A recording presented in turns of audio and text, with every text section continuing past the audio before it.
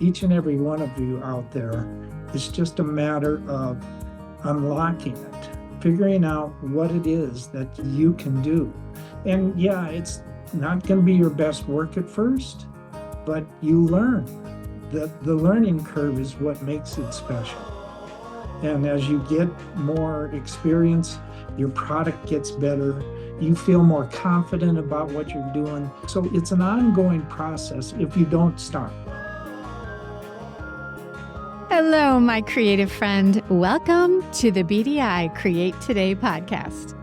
This is a podcast where we'll discover the who, what, where, when, why, and how you can be creative or have more creativity. And together, we'll explore the extraordinary impact creativity can have in your life, in your heart, mind, body, and soul. And if we haven't met yet, I am Beth Buffington, a licensed artist, digital illustration instructor, and a creative coach living just outside of the windy city of Chicago, Illinois. But mostly, I am someone who is curious about how creativity can weave its way into our lives. Now, each week we're going to look at one or more of the sparkly facets that make up the ever-changing kaleidoscope that is creativity. Hello, my creative friends. Welcome back to another episode of Create Today with Beth Buffington. Today, I have guests, very special guests that I met when I was on vacation in Hill City, South Dakota. They really resonated with me so much when I visited their store that I invited them to come on the podcast and talk about their unique take with how they do and become creative. Without any further ado, I want to introduce you to the artists from the Art Forms Gallery in Hill City, South Dakota. So we are here talking to Gail McKane and Nancy Teal and Pete Stach. And Pete, I forgot to ask you if I pronounced your last name correctly. Is that right? You're close. You're getting pretty close. It's Stach. Stach. Okay. I want to just chat with you real quick about who you are and what you provide to this unique store. And then I want to talk about the store. So let's start with Gail. Gail, quickly tell us what you do in the store and what you do as far as creativity. Good morning. I do fiber arts. So my primary art is wet felting and needle felting. Wonderful. That's such a unique brand of creativity. I remember seeing your work in the store. It was beautiful. Thank you. And Pete, introduce yourself, please. I'm Pete Stach, and I do what behind me here. I take a whiskey bottle and make something out of it. I sandblast, I mount it on old barnwood, put lights in it. I take wine bottles and I cut the bottoms off of everything and make wind chimes out of them, sandblast unique sayings on them. It's a process. It's a thought process as much as anything. So that's what I do. Great. And Nancy, share a little bit about who you are and what kind of creativity you're making. Good morning. I'm Nancy Teal. I work with old silverware. I work with old typewriter keys. I repurpose items that need cleaning and polishing into jewelry. I do a few home items, knife bases, that sort of thing, but I really repurpose items into jewelry, wearable art. One of the things I do when I'm on vacation is find all the stores that I can go into that are the personality of whatever city I'm visiting. So we found Hill City and we were walking around and we saw your store and we went inside. I love the fact that there were so many artists in there. So I'd love to have you spend a little time explaining how the store got started. What's the history behind Art Forms Gallery? Beth, the three of us really don't know the roots of it, but we do know that it's been around for 26 years. And it was founded by artists like us who had stuff that they were making, but had no place to display it, got tired of saying, oh, this is so nice, and now give it to my cousin or give it to somebody. in my case, it's like it was getting to be a very popular item. And I thought, well, maybe I should try and sell this. It started as a co-op and has remained that way, which I think is pretty extraordinary because it's 26 years. And for the turnover of the artists that have been through this gallery, I find it astounding that we are still together, stronger than ever, And successful. and successful. Yeah. Yes. And Yeah. we still do have a few of the original artists. Yeah. Yeah. What I loved when I was there was how you supported each other, because I know the day I was there, I met Pete and I met Nancy. And while I talked to Nancy a long time about her jewelry, you were really good at explaining the artwork from any of the artists that were inside the store.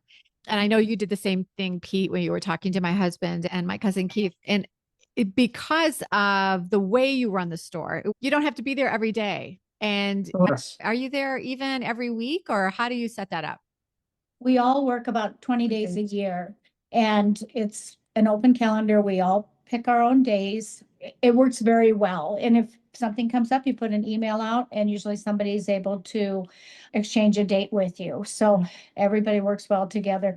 The one thing I would like to say about knowing other people's artwork is every spring we do have a show and tell where everybody comes in and talks about what they do. And several of us have been here for multiple years, so we're familiar with it, but it's really beneficial if somebody else is wanting to do this, to do that show and tell, because you learn the other people's story, their history, and how they create and what they use. So that's a handy tidbit. I think that also refreshes all of us every year, so we can talk about everybody's art somewhat intelligently. Yeah. I know the best part of art is not just that it is a product, but the story behind the product. And that is Exactly. typically why art is bought. And when someone has a piece of artwork, they're really fast to say, let me tell you about this. And this is why I bought it. And the story is as important as the wearable that you might have, or the piece that you're hanging on the wall, or the coffee mug that you're drinking out of. Right. It is why you bring something home when you're on vacation. It's important to have people there that can say, if you like that, let me tell you a little bit about the artist. What was the material? There was, I could remember exactly where it was, not too far away from the cash register. There was a display of, I think it was wood material, but it was of burled wood or something. The pine nuts. Yeah, The pine nuts that are off of our trees here in the hills that Joe Reinhardt goes into the hills, cuts them, and makes things out of them. So it's actually raw material. Everyone's one of a kind. So pretty unique. Yes. And you had actually one of the little pine nuts there. Yeah. You showed me what they look like before he got started working on them, and then what he turns them into. And Right. that was just such a great way to talk about the artist and their process. So it's not a surprise that your store is so successful. It creates a connection and something you can relate to and remember. Yeah, Yeah. very beneficial. And so you have to work with each of these artists in here on a daily basis, even though they're not present, but you got to know their stuff. And that creates kind of a bond in this gallery. That's hard to, you hire employees and they're here working hourly. The people that work in here care about what's going on. And I think that is a key, very key to the success of this community, this co-op. And it takes all of us to make it work too. Everybody has an interest in it succeeding for themselves and for everybody else. And it's great. It's great to be able to only work those 20 days a year, and yet your product's for sale all the time. You don't have to own a store. You don't have to pay the rent by yourself, and you don't have to work all the time. So it's a great concept. It's a win-win. How often are you in to replenish your products and just check out displays, etc.? It depends on the individual. And I think everybody who works is very good. If an item of mine sells, I will get a text or a call and say, your hat sold, you just sold 10 bars of soap or whatever. So then I know I need to come in. And I think that's, again, how we all work together. Yeah. Yeah. That's nice. And it's just a good pick me up to know that something sold, even if you don't Right. need to go in and replenish. You're like, oh, Yeah. I Yeah, had it's something sold exciting. today. That's nice. Sure. Yeah, it's Yeah. exciting.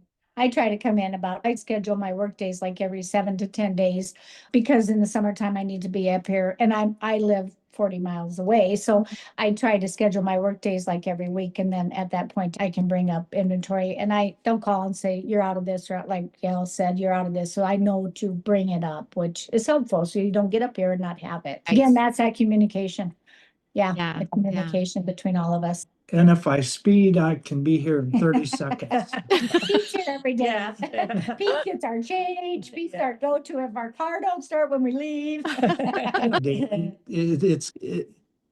don't have to, but I enjoy it. And I enjoy meeting people and talking with people who came in like you. Yeah. And then I look at my inventory and I can be home I take my time going home, but It takes him 45 seconds. 45 seconds. I No live speeding here. tickets on your way No, home. no. Yeah. And I'm only 15 minutes away. So whenever I'm in town or going through, we're here by ourselves all day and it's a long day.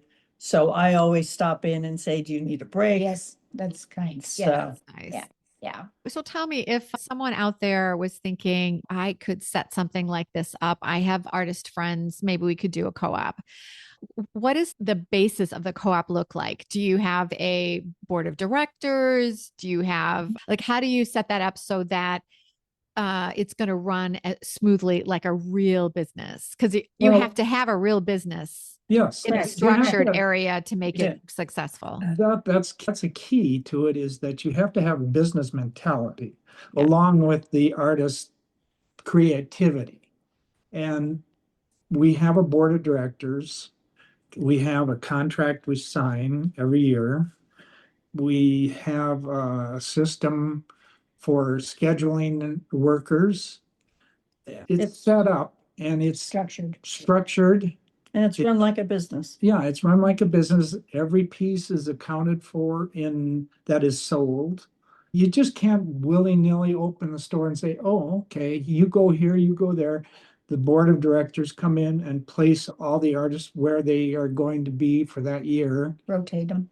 Everybody's cleared out during January and February so we can paint and fill holes and do the maintenance for the year. When we start in March, we have a fresh feeling of a new look every year. And that, even to the locals, is something. Yeah.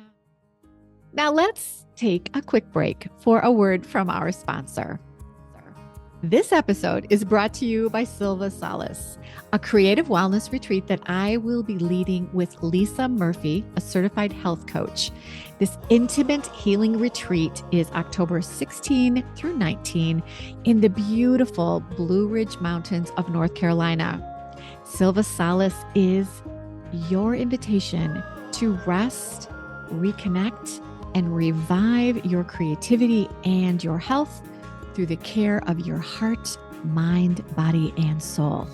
We will be gathering in an intimate circle for 4 days of inspiration, coaching, quiet movement, reflection, and uplifting community at the gorgeous Horseshoe Farm Resort. You'll be guided by me and certified health coach Lisa Murphy, and you'll leave with more clarity, creative confidence, and emotional strength than you thought possible. Now, spots are limited, and I would love to talk with you personally if you're curious about attending this creative resilience retreat. You can learn more about this retreat at bdi-create.today/Silva-retreat. And Silva is spelled Sylva. There's also going to be a live link to the retreat information in the show notes. I know when I was in your store that it didn't feel like one of the stores that you walk in where everybody has their own space and they're doing their own thing. It felt like a store that was supporting artists, but as a community. And I don't know why, but that just seemed so much more inviting to be in the store and not think that I was in 11 different stores but I was in one store that was celebrating just the craftsmanship of South Dakota.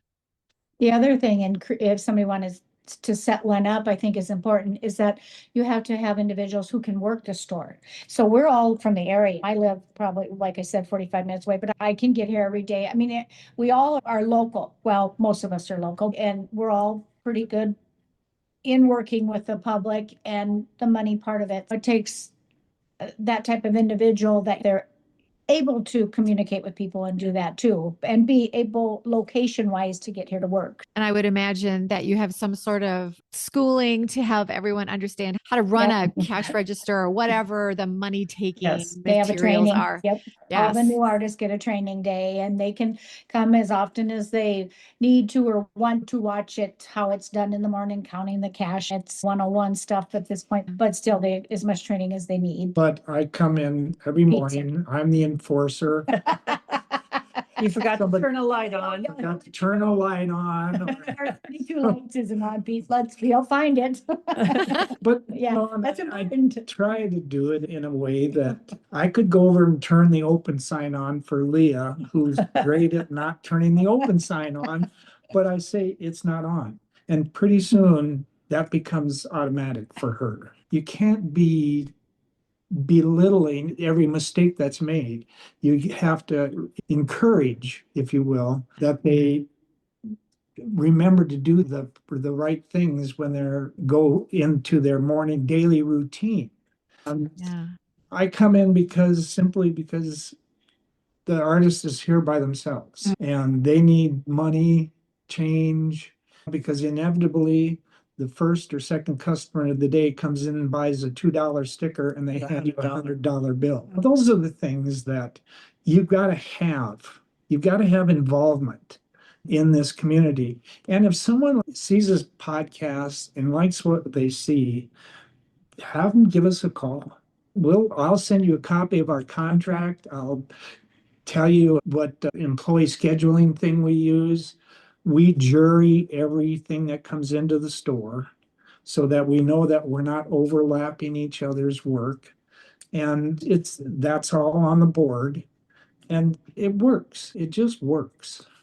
And I think people need to understand that there's a very definite structure here, down to the fact that you look at the calendar, I'm working today, so what's my cleaning job today? Okay, dusting, mopping the floor. So we all participate in the well-being of the entire gallery. We reach out to the person who works tomorrow as a reminder.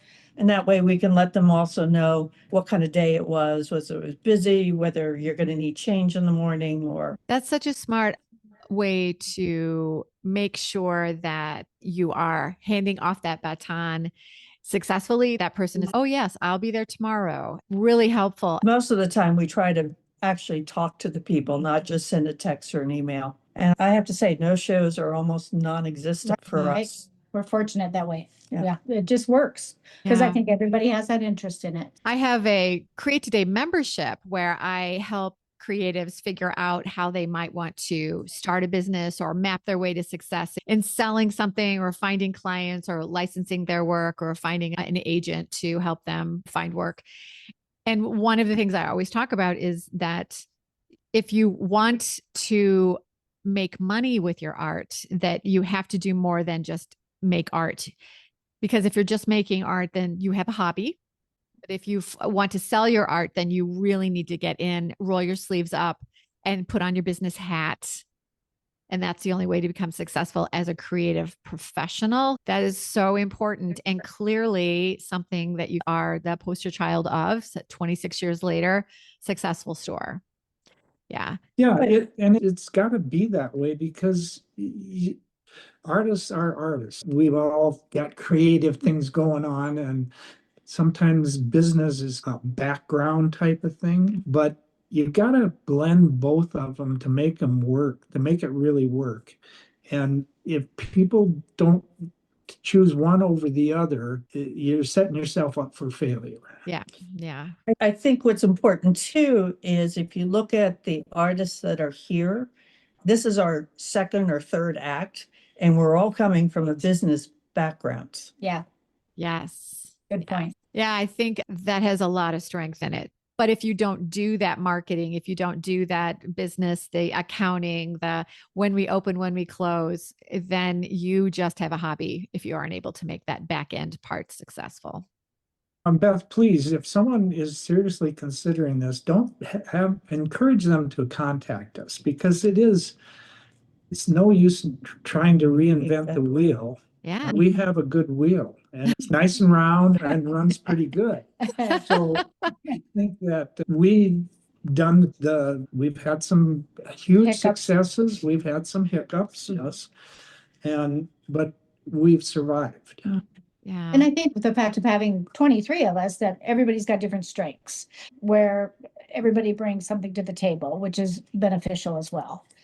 Some more than others. Pete's got more than me, but no. Why do I feel like a thorn between two roses? Because you are.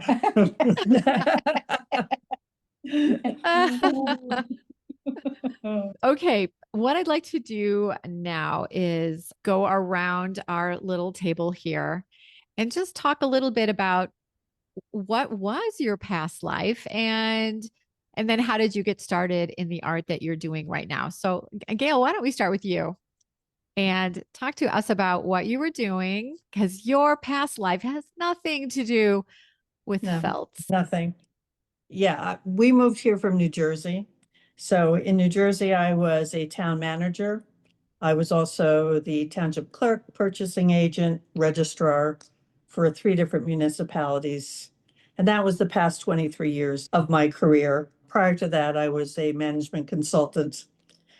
When we retired, we were very fortunate and very lucky to pick Hill City. Like you said, we were here on vacation. My husband looked around and said, I could live here. And at that point, I'm like, are you nuts? But he was absolutely right. And so after we moved, my husband and 2 dogs, we moved here 7 years ago. I just by chance took a class in wet felting. I made a scarf and now I'm making scarves and hats. I needle felt journals. I wet felt soaps. I make vessels, baskets. Yeah, so it just took off. I think the texture of the materials that I use really appealed to me and the colors that all come together.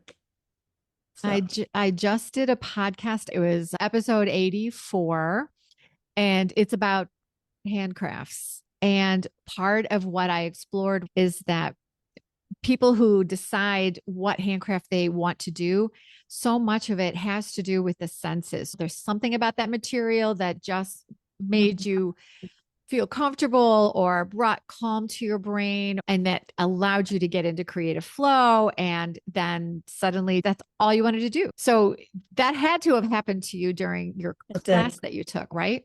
yes, and I think in starting with Nuno felting, which basically is a piece of silk you start with, which has a very definite texture, and then you're adding wool roving to it and making that come into one piece of fabric is very interesting and very tactile and Yeah.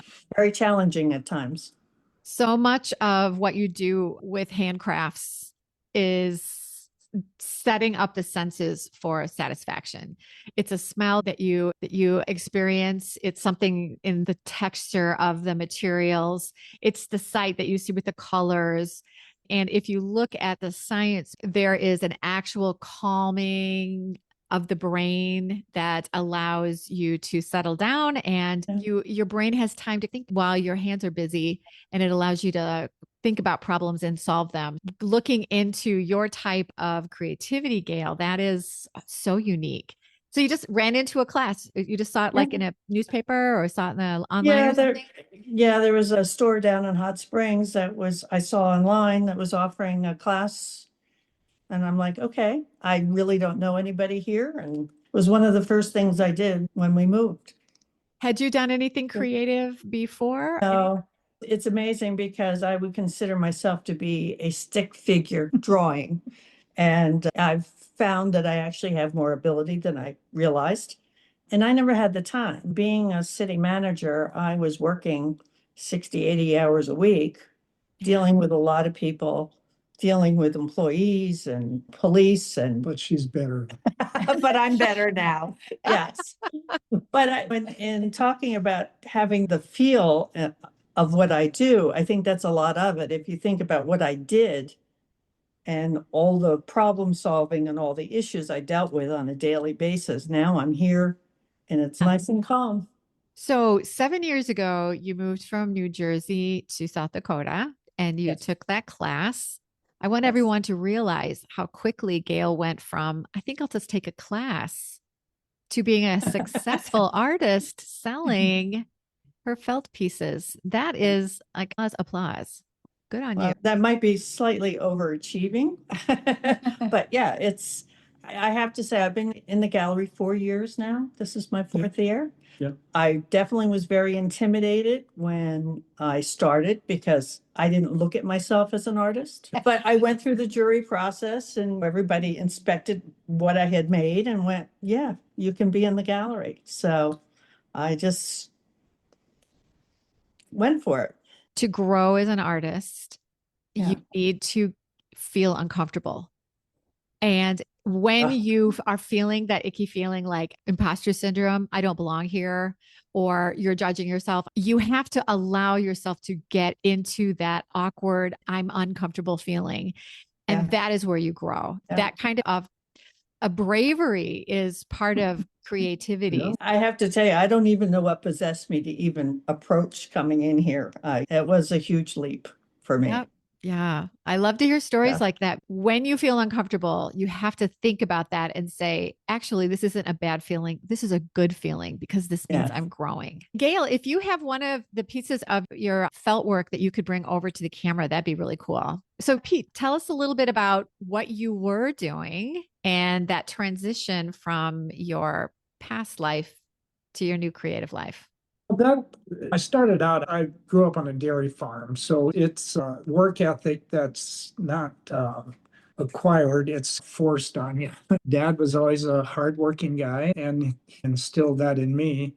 And after college, I joined Kmart when it was on the upswing. And of course, retail is unrelenting. It Yep. just keeps going whether you like it or not. And I did that for 17 years. And then we'd come out here to the Black Hills from wherever I was working, Illinois, Indiana, and it's just so peaceful and restful. Even though there's millions of tourists running around, it's still a great place.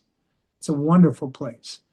And so when I decided I didn't want to work anymore with Kmart, I said, okay, let's move to Hill City. Took us 5 minutes to decide where we were going to move to. I got out here and I got a 1 year job managing a grocery store here, and they sold it and I wasn't needed. And at 44, I applied in different places and you were overqualified, and a great way of saying, no, you're too old for this job. But I got into the hospital system, working in the budget and reimbursement area, doing a budget for the entire system, Medicare cost reporting, which taught me a lot about numbers. And I got 24 years in and I retired. And it came down to I've still got this work ethic inside of me and I've got to do something. And I was on the internet one day just looking at things, and up pops this thing about sandblasting. And I thought, I'm handy, I could probably do that, but I don't have a creative bone in my system. I'm a black and white figures guy. But I tried it and it all came together, and I started making them, and I'm going, dang, I'm making too many of these to give away. So fortunately, this art gallery was here, and one of the guys came and said, you've got to be in this store. And so I came into it. This will be my 9th year. And it's a matter of confidence too, Beth. You got to have confidence in what you're going to do. Even though you have a lot of doubts, you have to have some basis of I'm skilled, I can do things, just problem solving on how to make things work is a key part for me. I always look at what I got to do next. What's the next step up? You've always got to be looking, and I think the cases with both of these two beautiful women next to me, they show that they're trying something new and different, and lo and behold, it's working. And you keep asking yourself, what's next? Yes. But Yeah. it's confidence and the ability to say, I can do that. Yeah, you're right. I think curiosity is a huge part of Yeah. keeping your creativity fresh. Like you're saying, what else is out there? Where can I go to find new ideas? Inspiration comes from the weirdest places, as you Yeah. all know, right? Yeah, you got to see what's trending in colors. And Yeah. of course, I have three daughters who are experts in telling me what to do, what color I should use and Yeah. what I should say. Yeah. And it's just things like that. You take chances. Yes, exactly. Exactly right. Okay. So, Nancy, let's talk about your lovely work and your background and how you started making things from old silverware and other things. Okay, I'm from Rapid City, so I've lived here my whole life. I had a government job. I worked 8 to 5, Monday through Friday for almost 30 years. I was getting really burned out. I had always collected silverware. I had always collected doilies. I just like old things. I like the You must patina. really like me. That's why I like Pete. No. Likes you more and more every day. Really old things. I don't mind a few scratches and patina on things. I think it's interesting. Anyways, I always had collected all this old stuff, and I had sold a little bit on eBay of the antiques, and I dabbled a little bit and had a little booth in an antique mall selling old stuff. I had all this silverware. And just because I thought it was pretty, it's way prettier than the new stainless stuff. And I was working my job, and my dad was elderly and not doing well. I was trying to take care of him, and it was a stressful time in my life. And I saw in a magazine, I saw a bracelet out of silverware, and I said to my husband, I want to make one of these. And my husband said to me, okay, don't hurt yourself. That was his exact words, because I had not ever worked with power tools, and I had to type. I typed for a living, and I don't think he wanted me to cut my finger or whatever. But anyway, so I got set up in the garage with a clamp and a hacksaw, and I would work 8 to 5, and I'd do supper, and I'd be out in that garage pounding and hammering and creating something until midnight. It was an escape for me. It was totally left brain, right brain from what I did for 30 years. And once I started, I was hooked. And by God, I was going to get one of those bracelets made. And they weren't real pretty in the beginning, but I got 7 of them made. And I went to the little farmer's market and I sold all 7 of my bracelets. And I was hooked. And I think at that point, my husband realized I was hooked. And so then he would show me how to operate the saws or the drills, or we did this one step at a time. So again, I wouldn't hurt myself because I still had my job, but confidence being a huge thing. And of course, when I sold those 7 bracelets, then that was huge. And I kept going. And I do a few craft fairs where you set up and you sell. And my neighbors actually were part of this gallery, and they got me involved, and I did where you come and they look at your stuff, and they accepted me. And yeah, and like Pete said, I think confidence is a big thing. And I think once I sold those 7 bracelets, I had the confidence to move on, and I was ready to be done with my job anyways. I had 30 years in, and I retired. And so here I am up here working today, and it's good to be busy. I enjoy doing what I do. I enjoy coming up with new ideas because I get bored doing the same things over and over. So we're always all looking for new ideas, and we do get a lot of repeat customers. So you have to have some people say to me, what do you got new? Yep. And so my inspiration is antique stores. I love antique stores. I love looking for different items that I can maybe make something out of. And yeah, so that's what my story. And Yeah. I enjoy what I do, and I'm glad that I have this outlet, and I enjoy the people I work with. A couple things that you said that I think are just really worthy of unpacking for a second. And the first one was when you found that you were enjoying trying to make this bracelet, you would work 8 to 5. That's a long day.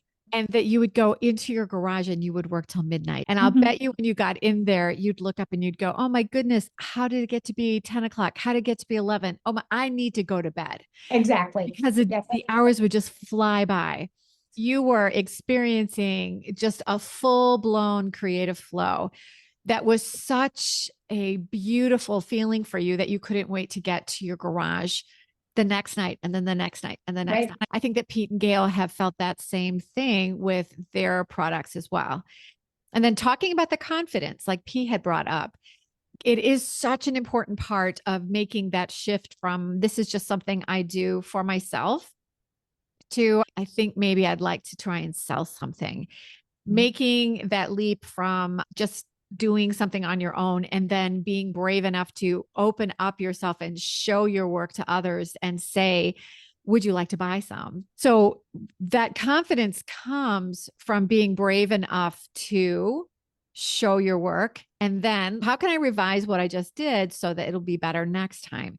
Even if you have success, as you did with your first 7 bracelets, Nancy, you then went back and learned how you could make them better, how you can make them faster, how you can make them with power tools.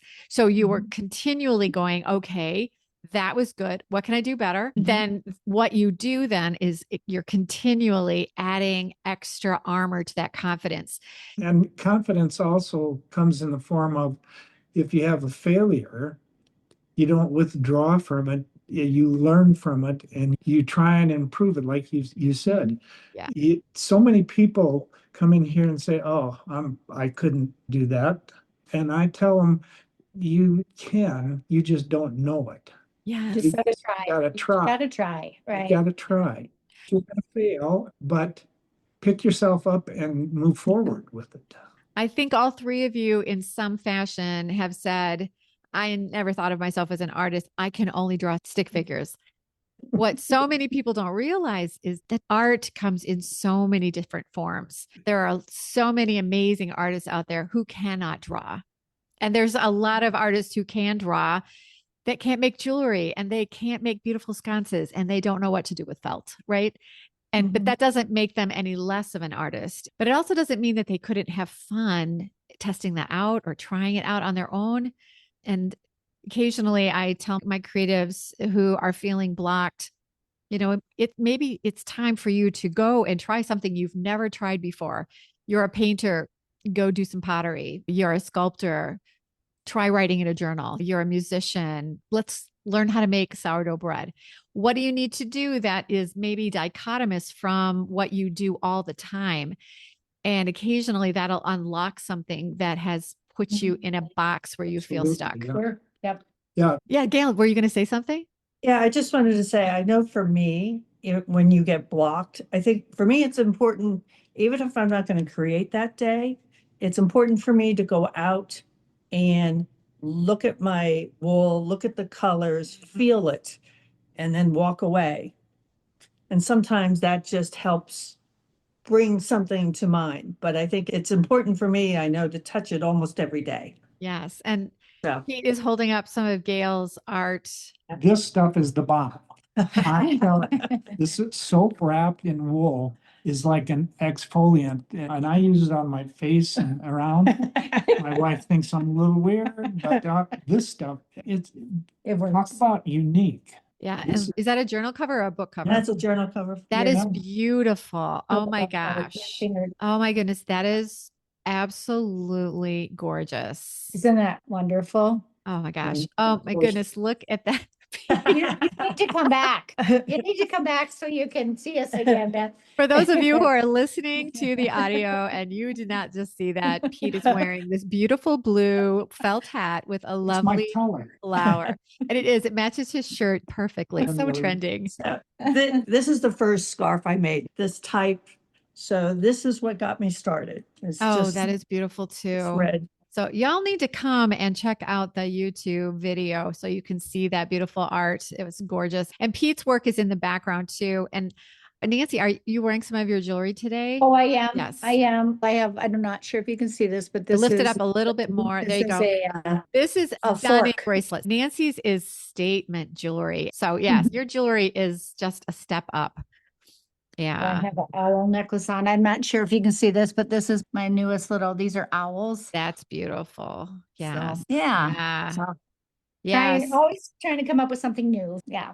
Yep. I love my bracelet. I wear it every day and I tell everybody I got this in South Dakota at this little great store in Hill City. I need to go there. I was just wondering if someone had come out to your store, Gail, and they'd bought one of your soaps and then Mhm. that soap had run its lifespan. Are they able to get more soap from you? Do you have a way for them to reach Yeah, out to you again? I put my card and with every soap so they can contact me.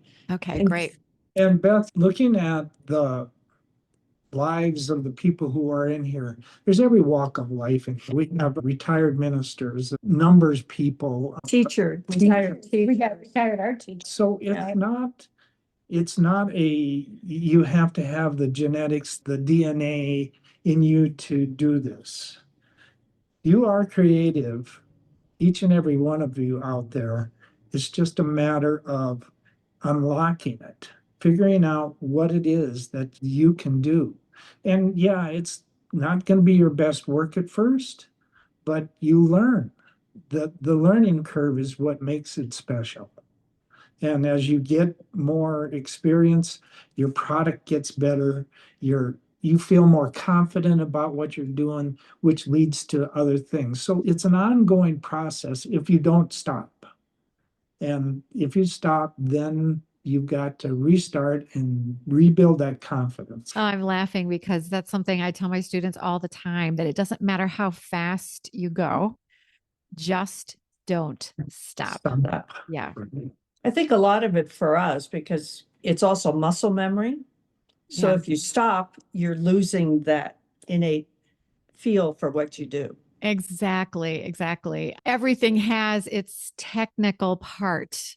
How to run the saws and the drills and how to piece your felt together so that they look like a piece of artwork when you're finished.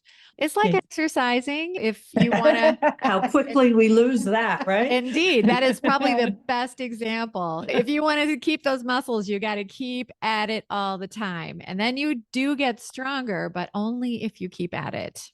Yeah. But it is finding your niche that when you do it, you cannot help but go back to it. I can't wait to get to my garage and work on my bracelets because I imagine it was cold in your garage at times too. Well, I have a heater. That's That good. helped, but yeah, we have a heated garage. We've since had to build another shop because I've taken over most of the garage. That's good. Yeah. That's progress. That's so true. Most of us do some custom work too. Yes. I don't think we've touched on that. I know I had a friend get married and I had Pete make a wind chime with their names and their wedding date on it. I've done work with the family silverware where I'll take the family silverware and make bracelets because grandma's got maybe one set and maybe there's multiple daughters and they don't want to set silverware, but they'll wear a bracelet. Yeah. Gail's, I think. I've done many pieces for grandchildren that are graduating or one that's going to art school. They wanted a sketch pad that I did a cover for, or Yeah, I think you wrote in your questionnaire, Gail, that once you get past the frustration of trying to figure out what they really want, that Yes. I think that's how you wrote it. Exactly. Yes, exactly. Yes. My last experience was I had someone come in, they called me and said, I really love your journals, but they're not me. I'm like, okay, what does that mean? So sometimes it's tough to pull what people are actually trying to get out. So, Yes. yeah. A lot of people aren't really good at expressing what they want, but they know it when they see it. But Yes, yes. And we just keep our fingers crossed that we hit the mark. Yeah, Right. and you got to listen to the customer, and you can pick up a lot of Yeah. different Uh-huh. hints from them when they're talking to you that it isn't me, this isn't me, but you got to be aware in the time, in the space with that customer and tailor to what they're saying to where you're going to send them to in the gallery. Right, to Yeah. what's intriguing to them. Yeah. super good point. Yes. Mhm. So, if people listening are wanting to know more about how to find you, what are the best way for them to reach out to the Art Forms Gallery or to reach out to you individually as artists? And I know that we're only talking to 3 of 23 artists. So, you have so much beautiful art to show. So, how do people find Art Forms Gallery besides hopping in the car and driving to South Dakota? Or should we all just hop in the car and drive to South Dakota? I highly recommend it. I had a beautiful visit when I was there. You can go to artformsgallery.com and that'll take you to our website, which we don't maintain that well, but The Facebook. it's also tied into Facebook. Now, be aware that there's another art forms gallery in Kansas, so make sure you got the Hill City one. I'm not going to say we're the good ones, but We're the better We're one. the ones in Hill City. we're the ones in Hill City. And we monitor it and we can reply to you. However, you can call us. Yeah, I think we'll definitely get all this information in the show notes, especially if you're thinking, yes, I would love to learn the wheel that's working over at Art Forms Gallery, so I don't have to invent that for myself. And I am interested in getting a co-op in my area together. What would that look like? We'll be glad to help anybody outside of Hill City Right. Or the Black Hills. or the Black Hills. Oh, you guys have been just a delight today. I had so much fun. I think I was in your store for close to an hour when I was there, picking out a bracelet and just chatting with you and Pete. Because I don't think I met you, Gail, when I was there. No. But now I feel like I should have, because you've been a delight today. Nothing lights me up more than finding artists who are just bright, shiny people because they have found creativity that gives them meaning and gives them a way to give back into a world that really needs original art in their lives. So sharing your artwork the way you do, and then sharing it with me again today, this has been a gift to me, and I'm sure to everyone that will be listening to this episode today. Everybody should know that it's a journey. When I first started, I could not call myself an artist. My cards say fiber homesteader because I couldn't take that leap to being an artist. Yes. I hope you have changed that moniker since then. Yeah. In my mind, I have. Yes. I have an episode that I talk about what it means to be an artist and that there isn't a certification.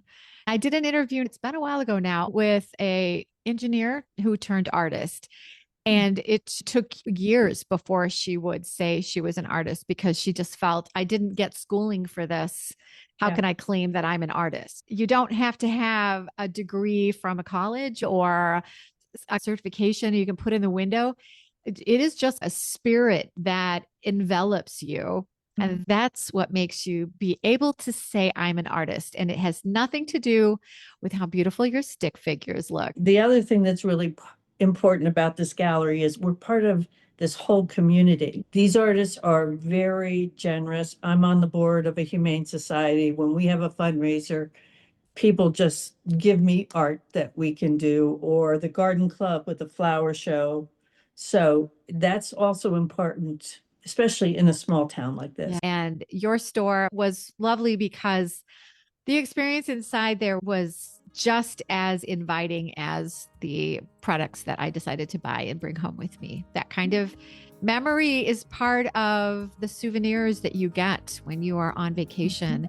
So you are helping the people who are visiting get that full feeling of what South Dakota is. And then you give them that little slice of reality to take home with them so they can remember the trip they had. And then move back after they retire, because it clearly is the place to go. And we also act as tour guides too. It's, have you seen this? Have you seen that? And pull out the map, give them directions. Oh, yes. We're full service here. Yeah, that's a good point. Yeah. I know that the store is going to open for you in about 10 minutes. Am I right? Yes. So I will let you get to your busy day, but I want to say thank you again. And to everyone that's listening to this episode, take a look at what you're doing. Have you found what lights you up so much that you cannot wait to get to it every single day? And then if you have that little creative side hustle that you've been working on, are you curious about making it into something that could become an art forms gallery like we have just witnessed here in Hill City, South Dakota? Think about what you could do with your creativity. And no matter where you go and what you do and how you do it, my friend, I wish that you stay creative. Thank you so much for joining us today. Bye-bye. Thank you. Bye-bye.